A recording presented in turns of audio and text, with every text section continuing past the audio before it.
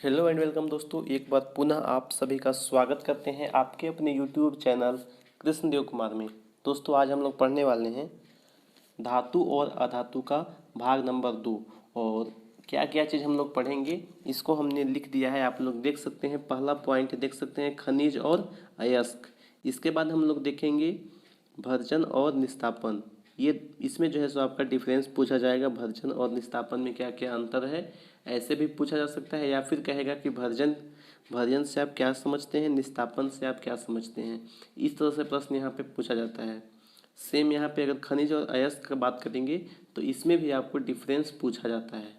इसके बाद दोस्तों पूछेगा मिश्र धातु क्या होता है, और पूछ देगा दोस्तों कोई भी, जैसे आपका पीतल के बारे में पूछेगा कि पीतल जो है ये किसका किसका मिश्र धातु है। इस तरह का प्रश्न दोस्तों बनता है। और कई सारे ऐसे जो धातु हैं जो कि मिश्रित होकर के बनते हैं, जैसे स्टील हो गया दोस्तों, तो ये भी जो है सो एक मिश्र धातु है। आगे देखते हैं संक्षारण। संक्षारण हमने समझा था, यहाँ पे हम संक्षारण को और अच्छे से समझेंगे और देखेंगे कि इससे जो है सो कैसे हम लोग बचाव कर सकते हैं, क्या क्या उपाय हम लोग यहाँ पे कर सकते हैं। आगे दोस्तों आ जाता है मेरा यहाँ पे 5वां नंबर जो पॉइंट है, जो कि है थर्मिट अभिक्रिया। तो थर्मिट अभिक्रिया को भी हम लोग यहाँ पे समझने वाले हैं। इसके बाद देख सकते हैं यहाँ पे स्टेनलेस स्टील और जो नॉर्मल स्टील होता है, ठीक है, दोनों को हम लोग बारी बारी से समझेंगे कि स्टेनलेस स्टील क्या होता है और नॉर्मल जो स्टील होता है ये क्या होता है, और स्टेनलेस स्टील का निर्माण कैसे होता है और ये जो नॉर्मल स्टील होता है इसका निर्माण कैसे होता है। इतना सारा पॉइंट को हम लोग जो है आज के इस पूरे वीडियो में जो है डिस्कशन करेंगे और आपको हम बताने वाले हैं दोस्तों। तो चलिए क्लास को हम लोग शुरू करते हैं और देखते हैं। सबसे पहला जो पॉइंट है आपका खनिज और अयस्क, इसमें हम देखते हैं क्या क्या डिफरेंसेज है। 2 से 3 डिफरेंस आपको लिखना होगा दोस्तों, तो हम यहाँ पे आपका 2 से 3 डिफरेंस आपको हम करवा देते हैं। चलिए शुरू कर लेते हैं। सबसे पहले दोस्तों आपको करना क्या है कि एक साइड में आपको खनिज लिखना है, जैसे यहाँ पे हमने लिख करके आपको बताया है। एक साइड में आपको खनिज को लिखना है और दूसरे वाले साइड में आपको अयस्क को लिखना है। और आपका जो कॉपी होगा एक बीच में आपको लाइन लाइन बीच में खींच देना है, और एक साइड में आपको खनिज लिखना है, एक साइड में अयस्क लिखना है। पहला हम लिखते हैं यहाँ पे खनिज में, ठीक है। यहाँ पे हम लिखते हैं कि जो खनिज होता है ये सभी अयस्क होते हैं। सभी जो खनिज होता है ये क्या होता है, अयस्क होता है। तो ऐसे हम लिख सकते हैं दोस्तों कि सभी खनिज अयस्क होते हैं, जबकि अयस्क अयस्क में हम लोग क्या लिखेंगे, अयस्क में लिखेंगे कि जो सभी अयस्क होते हैं ये क्या होता है, खनिज होता है। तो दोनों को हम लोग दोस्तों इसको पलट करके लिख सकते हैं, ठीक है। इसको लिखना है कि सभी खनिज जो होते हैं वो क्या होते हैं, अयस्क होते हैं, इसमें लिखेंगे खनिज में। और अयस्क में क्या लिखेंगे कि सभी अयस्क जो होते हैं ये क्या होते हैं, खनिज होते हैं। पहला पॉइंट आपका हो जाएगा। आगे दोस्तों हम लोग लिखते हैं दूसरा नंबर जो पॉइंट है, इसमें हम लोग क्या लिखेंगे, सेकेंड पॉइंट। तो इसमें दोस्तों हम लोग लिखेंगे कि सभी जो खनिज है, ठीक है, जितने भी खनिज है इससे धातु का निष्कर्षण नहीं हो सकता है दोस्तों, ठीक है। जितने भी खनिज है इससे क्या होता है, धातु का जो निष्कर्षण है, धातु का निष्कर्षण, धातु का निष्कर्षण नहीं हो सकता है दोस्तों, ठीक है। जबकि सभी अयस्क हैं, जो कि जितने भी अयस्क हैं, ठीक है, इसमें हम लोग लिखेंगे को जितने भी अयस्क हैं दोस्तों ये जो है इनका जो है धातु का जो निष्कर्षण है, ठीक है, सभी अयस्कों से जो है धातु का निष्कर्षण हो सकता है, लेकिन धातु का जो निष्कर्षण है ये खनिज के साथ में नहीं हो सकता है। तो यहाँ पे हम लोग लिख देंगे कि यहाँ पे जो धातु का निष्कर्षण है, धातु का निष्कर्षण, धातु का निष्कर्षण हो सकता है, ठीक है, हो सकता है। किसके साथ में, तो अयस्क के साथ में, अयस्क के साथ में हो जाएगा, और यहाँ पे खनिज के साथ में नहीं होगा, ठीक है। खनिज के साथ में धातु का निष्कर्षण नहीं होगा और अयस्क का जो है निष्कर्षण धातु का, अयस्क का जो निष्कर्षण है ये धातु के साथ में जो है सो हो जाएगा। ठीक है, तो इस प्रकार से दोस्तों हम लोग दूसरा नंबर जो दूसरा अंतर है इसको भी हम लोगों ने देख लिया। आगे जो तीसरा नंबर पॉइंट मेरा आ जाएगा वो है जितने भी मतलब भूप्रपट्टी में प्राकृतिक रूप से पाए जाने वाले तत्व या यौगिक है इसी को हम लोग कहते हैं खनिज। अगर पूछेगा कि खनिज किससे कहते हैं तो आप लोग लिख सकते हैं कि भूप्रपट्टी में प्राकृतिक रूप से पाए जाने वाले तत्वों या यौगिकों को हम लोग क्या कहते हैं, खनिज कहते हैं। ठीक है, इस प्रकार से दोस्तों चाहिए तो आप लोग लिख सकते हैं। आगे दोस्तों हम लोग बात करेंगे अयस्क में। ठीक है, ये आप लोग जो है सो नोट कर लीजिए, थोड़ा सा ये लॉन्ग है तो आप लोग यहाँ पे हम जो है सो शॉर्ट में लिखने का प्रयास कर रहे हैं। ठीक है, देखिए यहाँ पे जो भूप्रपट्टी है, भूप्रपट्टी में प्राकृतिक रूप से पाए जाने वाले, ठीक है, भूप्रपट्टी यानी कि भूमि के अंदर, ठीक है, प्राकृतिक रूप से जो भी चीज़ें उपलब्ध है जैसे कोयला, ये सब क्या है, खनिज है। ठीक है, प्राकृतिक रूप से उपलब्ध, प्राकृतिक रूप से उपलब्ध, ठीक है, प्राकृतिक रूप से उपलब्ध तत्व या यौगिकों को हम लोग क्या कहते हैं, तत्व या यौगिकों को हम लोग कहते हैं भूप्रपट्टी। इस प्रकार से दोस्तों हम लोग यहाँ पे समझ सकते हैं। और ये जो तीसरा पॉइंट हम लोग लिखेंगे अयस्क में, अयस्क किसे कहते हैं दोस्तों, तो अयस्क होता है वे खनिज जिनमें धातुएं आसानी से तथा कम खर्च में प्राप्त की जा सकती है, अयस्क कहलाते हैं वे खनिज। ठीक है दोस्तों, वे खनिज जिनमें क्या होता है, धातुएं आसानी से तथा कम खर्च में जो है प्राप्त की जा सकती है, इसी को हम लोग क्या कहते हैं, अयस्क कहते हैं।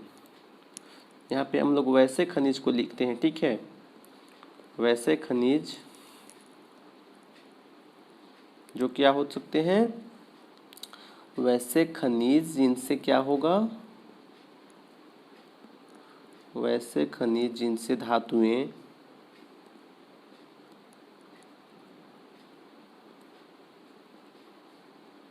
वैसे खनिज जिनसे धातुएं आसानी से तथा कम खर्च में,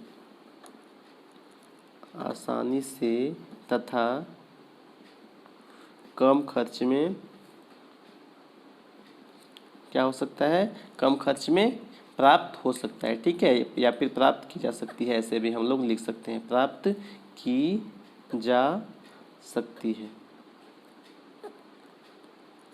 तो दोस्तों हमने यहाँ पे देख लिया खनिज और अयस्क में डिफरेंस क्या क्या हो सकता है। तो यहाँ पे हम लोगों ने डिफरेंसेस को अभी अभी देख लिया है दोस्तों। इसके बाद जो अगला मेरा पॉइंट आ जाता है जो कि मेरा है दूसरा, जो हमने अभी आपको बताया था, भर्जन और निस्तापन। ठीक है, तो भर्जन और निस्तापन को हम लोग इसके बाद समझते हैं। अब आइए दोस्तों हम लोग समझने का प्रयास करते हैं कि भर्जन और निस्तापन क्या होता है, ये दोनों में डिफरेंसेस हम लोग देखते हैं। ठीक है दोस्तों, तो उससे पहले दोस्तों आप लोगों को समझना होगा कि भर्जन होता क्या है। ठीक है दोस्तों, ठीक है, तो जो सल्फाइड अयस्क है, ठीक है, इसको वायु की उपस्थिति में अधिक ताप पर गर्म करने पर यह ऑक्साइड में बदल जाता है। क्या होता है, जो सल्फाइड अयस्क है जो कि वायु के उपस्थिति में अधिक ताप पर इसको गर्म करने पर यह क्या होता है, ऑक्साइड में बदल जाता है। और इसको ऑक्साइड में बदलने की वजह से जो वाष्पीकरण, मतलब कि वाष्पीकरण के माध्यम से जो अशुद्धियां हैं, ठीक है, जो भी उसमें अशुद्धियां हैं वो बाहर निकल जाती है, और इसी प्रक्रिया को हम लोग भर्जन कहते हैं दोस्तों। भर्जन के लिए हम लोग यहाँ पे देख सकते हैं, एक यहाँ पे उदाहरण भी हम आपको समझाते हैं। उदाहरण के लिए दोस्तों हम लोग यहाँ पे ले सकते हैं जैसे ZNS। ठीक है, इसका अभिक्रिया हम लोग करवाते हैं किसके साथ में, O2 के साथ में, ठीक है, ऑक्सीजन के साथ में।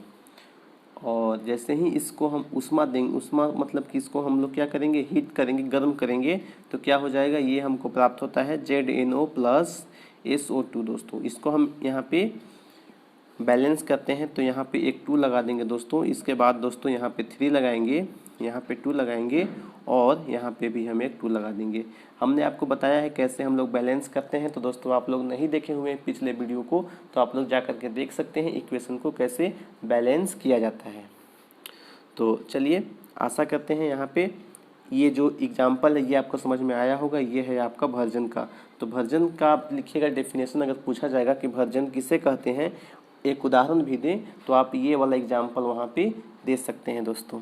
आगे दोस्तों हम लोग समझने का प्रयास करते हैं कि निस्तापन क्या होता है। ठीक है, वर्जन और निस्तापन को हम लोग समझ लेंगे, उसके बाद जो है हम लोग देखेंगे दोनों में क्या क्या डिफरेंस है, क्या क्या दोनों में अंतर है। ठीक है, तो आशा करते हैं आपको भजन समझ में आ गया होगा। नहीं समझ में आया होगा तो वीडियो को एक बार पीछे करके फिर से आप लोग जो है वीडियो को देखिए और फिर से आप लोग जो है सुनिएगा। ठीक है, इसका आपको पीडीएफ नोट्स भी मिलता है। ठीक है, पीडीएफ नोट्स भी मिलेगा। तो पीडीएफ नोट्स आप लोग कहाँ से डाउनलोड कीजिएगा, इसका लिंक आपको मिलेगा, कमेंट बॉक्स होता है। ठीक है, कमेंट बॉक्स में आपको जो है क्या करना है, सबसे फर्स्ट कमेंट होगा। ठीक है, जो हम पिन कर देंगे। ठीक है ना, फर्स्ट कमेंट जिसको हम पिन कर देंगे वहाँ से आप लोग जो है डायरेक्टली क्लिक करके और चाहिए तो पीडीएफ फाइल, इसका पीडीएफ नोट आप लोग डाउनलोड कर पाएंगे। ठीक है, और वहाँ पे पूरा डिटेल और अच्छे तरीके से लिखा हुआ नोट्स आपको हम प्रोवाइड करते हैं। तो अगर यहाँ से आपको समझ में नहीं आता है तो वहाँ से आप लोग पढ़ करके समझ सकते हैं। इस प्रकार का नोट्स हम तैयार करते हैं, लेकिन उसके लिए आपको वीडियो को देखना और साथ साथ नोट्स को पढ़ेंगे तो आपको ज़्यादा क्लियर हो सकेगा। तो आशा करते हैं आपको समझ में आया होगा क्या कुछ हमने अभी समझाया आपको। अब चलिएगा दोस्तों हम लोग समझने का प्रयास करते हैं कि जो निस्तापन होता है ये क्या होता है, और इसका एक एग्जाम्पल हम लोग देंगे। तो एग्जाम्पल आप लोग ध्यान में रखिएगा, एग्जाम्पल आपको लिखना अनिवार्य है। आपको क्वेश्चन इस प्रकार से देगा कि निस्तापन क्या है, एक उदाहरण इसका बताइए। ठीक है, तो आपको वहाँ पे एग्जाम्पल लिखना होगा और ये एग्जाम्पल आप लोग समझ करके या फिर जैसे हो सके इसको याद रखना है आपको। तो आइए समझते हैं निस्तापन क्या होता है दोस्तों। निस्तापन ये होता है कि जब कार्बोनेट जो अयस्क होता है इसको सीमित वायु की उपस्थिति में अधिक ताप पर गर्म करने पर क्या हो जाता है, यह ऑक्साइड में बदल जाता है और वाष्पीकरण से अशुद्धियाँ बाहर निकल जाती है, और इसी प्रक्रिया को हम लोग क्या कहते हैं, निस्तापन कहते हैं। इसके लिए एग्जाम्पल हम लोग यहाँ पे ये वाला एग्जाम्पल हम लोग लेंगे। यहाँ पे एग्जाम्पल आपको हम लिख देते हैं, तो आप लोग चाहिए तो एग्जाम्पल आप लोग नोट कर लीजिएगा। एग्जाम्पल है आपका ZnCO3, और इसको जब हम लोग क्या करते हैं, अधिक ताप पर गर्म करते हैं, यानी कि हीट इसको हम देंगे, अधिक हीट देंगे। ठीक है, यानी मैक्सिमम कर सकते हैं, अधिक हीट। तो क्या बनाएगा, ये जो है यहाँ पे ZnO और प्लस क्या बनाता है, CO2, यानी कि यहाँ से जो भी अशुद्धियाँ हैं ये वाष्पित होकर के क्या हो जा रही हैं, निकल जा रही हैं। ठीक है, देख सकते हैं CO2 यहाँ से बाहर हो रहा है, यहाँ से बाहर निकल रहा है। तो आशा करते हैं दूसरा वाला एग्जाम्पल भी आपको समझ में आया होगा। अब दोस्तों हम लोग मेन पॉइंट पे आते हैं। हम लोग को मेन जो क्वेश्चन है जो कि आपको पूछा जा सकता है 5 नंबर में, वो आपका क्वेश्चन यही है, भर्जन और निस्तापन में क्या क्या डिफरेंसेज है, क्या क्या अंतर है। 2 से 3 अंतर आपको यहाँ पे लिखना होगा, और मैक्सिमम आप लोग चाहिए तो यहाँ पे 4-5 अंतर भी लिख सकते हैं। तो चलिए अब हम लोग देखते हैं भर्जन और निस्तापन में क्या क्या अंतर है। दोस्तों सबसे पहला अंतर जो यहाँ पे लिखिएगा वो आपको वही वाला पॉइंट को लिख देना है जो पॉइंट हमने स्टार्टिंग में आपको भर्जन के बारे में बताया है। ठीक है, तो आपको इस प्रकार से लिखना है कि जब सल्फर अयस्कों को क्या होता है, वायु की उपस्थिति में अधिक ताप पर उसको हम लोग गर्म करते हैं तो वह ऑक्साइड में परिवर्तित हो जाता है, और इसी प्रक्रिया को दोस्तों हम लोग भर्जन कहते हैं। तो यही वाला पॉइंट को आपको लिख देना है। ठीक है, यहाँ पे जो पॉइंट हमने आपको बताया इसी पॉइंट को यहाँ पे आपको नोट करना है पहला नंबर पॉइंट में। अब दोस्तों निस्तापन में भी आपको वही पॉइंट को लिखना है, जब कार्बोनेट अयस्कों को सीमित वायु में अधिक ताप पर गर्म किया जाता है। ठीक है, जब कार्बोनेट अयस्कों को सीमित वायु में अधिक ताप पे गर्म किया जाता है तो यह ऑक्साइड में परिवर्तित हो जाता है। इस प्रक्रिया को हम लोग क्या कहते हैं, निस्तापन कहते हैं। दोस्तों आशा करते हैं आपको यहाँ पे ये वाला भी पॉइंट समझ में आ गया होगा दोनों तरफ। फर्स्ट जो पॉइंट है दोस्तों वो स्टार्टिंग में जो भी हमने आपको बताया भर्जन और निस्तापन के बारे में उसी को लिख देना है। ठीक है, इसके बाद जो दूसरा वाला पॉइंट आ जाएगा वो क्या लिखना है उसको हम यहाँ पे आपको समझाते हैं। ठीक है दोस्तों, जो भर्जन होता है यह क्या है, यह विधि है सल्फाइड अयस्कों को ऑक्साइड अयस्कों में बदलने के लिए अधिक उपयुक्त है। ठीक है, किससे किसमें बदलने के लिए, तो ये क्या करता है, जो सल्फाइड अयस्कों को किस में बदलता है दोस्तों, तो ये सल्फाइड अयस्कों को ऑक्साइड अयस्कों में बदलता है। ठीक है, तो आपको लिखना है ऑक्साइड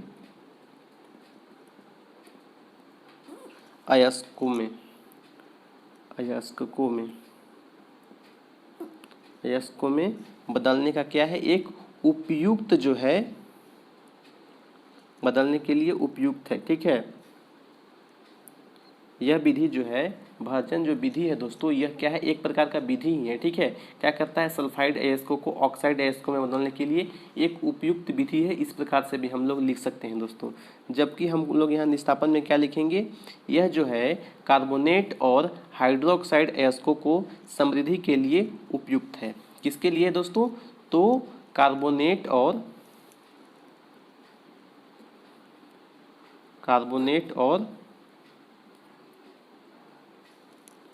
हाइड्रोक्साइड। ठीक है, कार्बोनेट और हाइड्रोक्साइड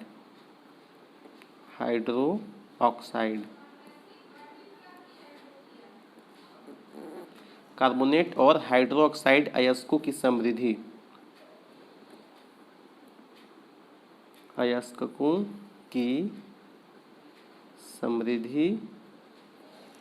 समृद्धि के लिए क्या है, उपयुक्त है।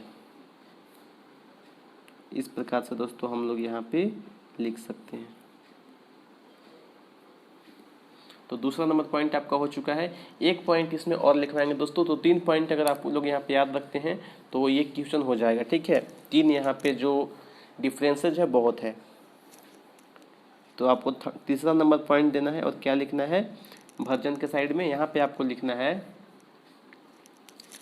इस विधि में अयस्क को वायु में गर्म किया जाता है। जो हमने स्टार्टिंग में बताया है उसी को आप लोग तोड़ करके और अलग अलग करके भी आप लोग लिख सकते हैं। ठीक है, यह विधि जो है, यह विधि अयस्क को, यह विधि में क्या होता है दोस्तों, यह विधि में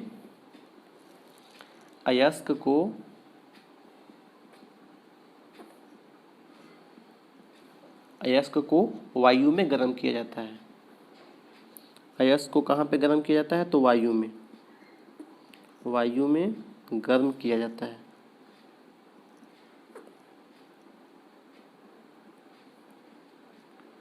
अब दोस्तों हम लोग बात करें निस्तापन में, तो निस्तापन में क्या लिखिएगा, तो दोस्तों इसमें आपको लिखना होगा कि इस विधि में अयस्क को वायु की अनुपस्थिति में गर्म किया जाता है। यहाँ पे वायु की उपस्थिति में, ठीक है, इसमें आपका क्या होगा, वायु की उपस्थिति में, जबकि इसमें वायु की अनुपस्थिति में,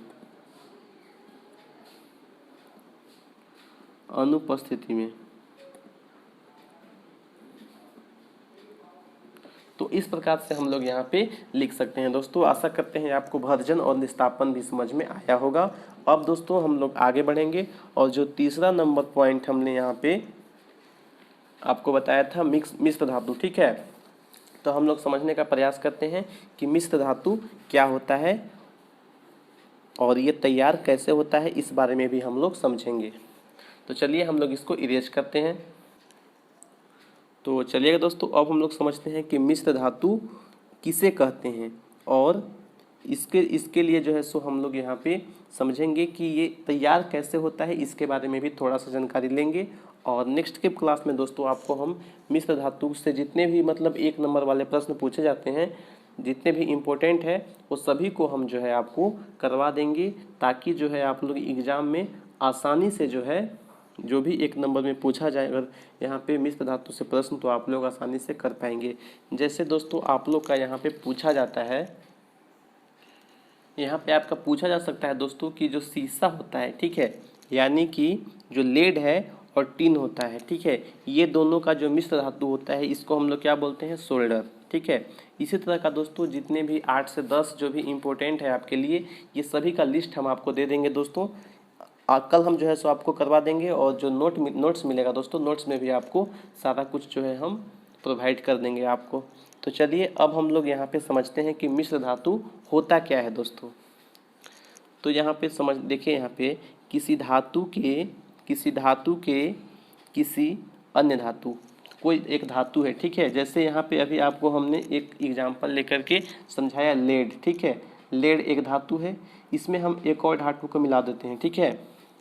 एक और धातु को जो है सो गलित अवस्था में मिलाने से, इसको हमको क्या करना पड़ता है, गला करके इसको हमको मिलाना होगा। इसमें हम टीन मिलाते हैं, ठीक है। लेड और टीन को मिला देंगे आपस में, तो ये क्या बनाता है, एक नया धातु बनाता है। और वो धातु का नाम क्या होता है, वो धातु हो गया आपका सोल्डर। तो जो सोल्डर है दोस्तों, ये क्या है, ये एक जो है आपका मिश्रित धातु है, यानी कि इसी को हम लोग कहते हैं मिश्र धातु। तो आशा करते हैं आपको यहाँ पे मिश्र धातु समझ में आ गया होगा। इसको आप लोग कैसे लिखिएगा, एक बार फिर से आपको हम बताते हैं इसका डेफिनेशन आपको कैसे लिखना है। देखिए, किसी धातु के किसी अन्य धातु अथवा अधातु, ठीक है। धातु भी हो सकता है या फिर अधातु भी हो सकता है, ठीक है। किसी धातु के किसी अन्य धातु अथवा अधातु के साथ गलित अवस्था में मिलाने से जो समांगी मिश्रण प्राप्त होता है, जो समांगी यहाँ पे जो मिक्सचर बन रहा है, मिक्सचर यहाँ पे जो प्राप्त होता है, इसी को हम लोग क्या कहते हैं, मिश्र धातु कहते हैं दोस्तों। तो आशा करते हैं आपको समझ में आया होगा।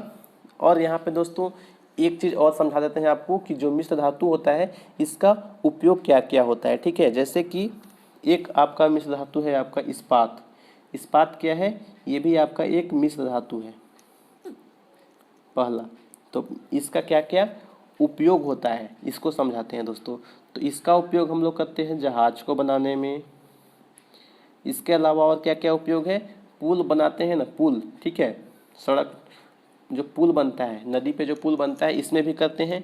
या फिर जो हम लोग वाहन बनाते हैं, वाहन, 2 व्हीलर 4 व्हीलर बसेज, ये सभी में दोस्तों हम लोग इस्पात का उपयोग करते हैं। तो आप लोग को समझ में आ गया होगा कि मिश्र धातु कितना इंपॉर्टेंट होता है। एक और यहाँ पे हम एग्जांपल लेते हैं, जैसे पीतल भी क्या है, एक मिश्र धातु है।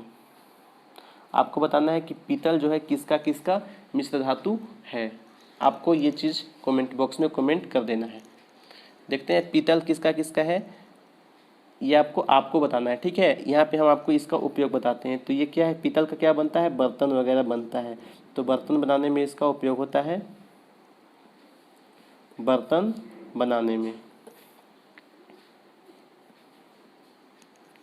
आशा करते हैं आपको ये चीज़ समझ में आ गया होगा दोस्तों, मिश्र धातु। और इसको तैयार कैसे किया जाता है इस बारे में थोड़ा सा जानकारी आपको हम देते हैं इसके बारे में, क्योंकि इसके बारे में उतना ज़्यादा प्रश्न नहीं बनता है। मेन प्रश्न आपका बनता है मिश्र धातु क्या होता है, कुछ एग्जाम्पल पूछ सकता है, या फिर आपको पूछेगा कि पीतल जो है ये किसका किसका मिश्र धातु है। इस तरह का प्रश्न दोस्तों आपका ज़्यादा बनता है, लेकिन इसको हमको थोड़ा सा समझाना है अच्छे से, तो इसीलिए आपको हम ये भी समझाएंगे कि जो मिश्र धातु है ये आखिर तैयार किस प्रकार से किया जाता है। तो दोस्तों जो यहाँ पे देखिए मिश्र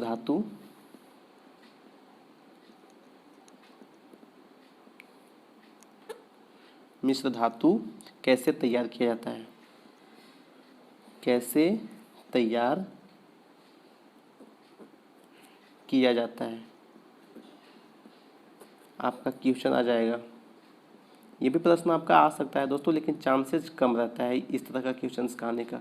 और जो इम्पोर्टेंट है वो आपको हम बता देते हैं कि ये आपका VVI है, लेकिन ये VVI में नहीं है, फिर भी आ सकता है दोस्तों। पहले जो है मूल धातु को हम लोग क्या करते हैं, गलित अवस्था में लाते हैं। कोई भी धातु को हम लोग जिस धातु को हमको मिलाना है, जिस धातु को, उसको क्या करेंगे, उसको हम लोग गलाते हैं, ठीक है। इसको हम लोग गलाएंगे, ठीक है, गलाते हैं, या फिर हम लोग उसको पिघलाते हैं, ठीक है। गलित अवस्था में इसको हम लोग लाते हैं, गलित अवस्था में।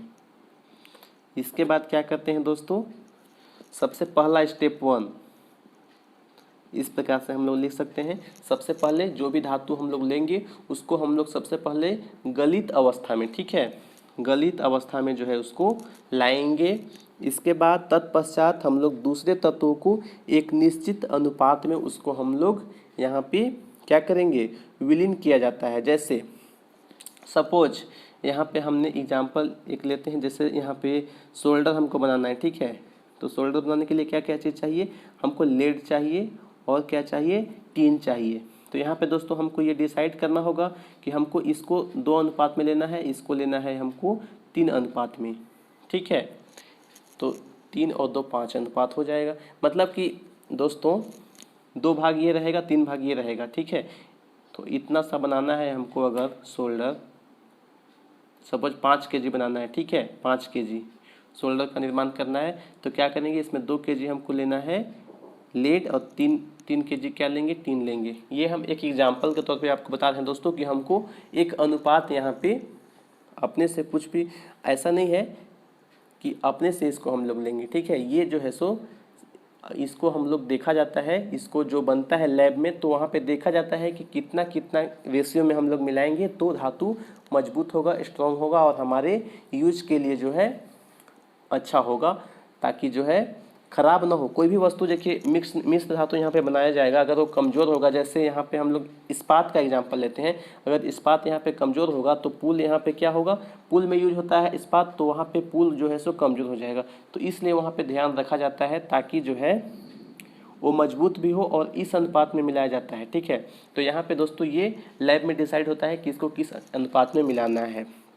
तो इसके बाद दोस्तों दूसरा पॉइंट क्या है, इसमें अनुपात का जो है सो इसमें अनुपात यहाँ पे डिसाइड किया जाता है कि किस किस अनुपात में मिलाना है।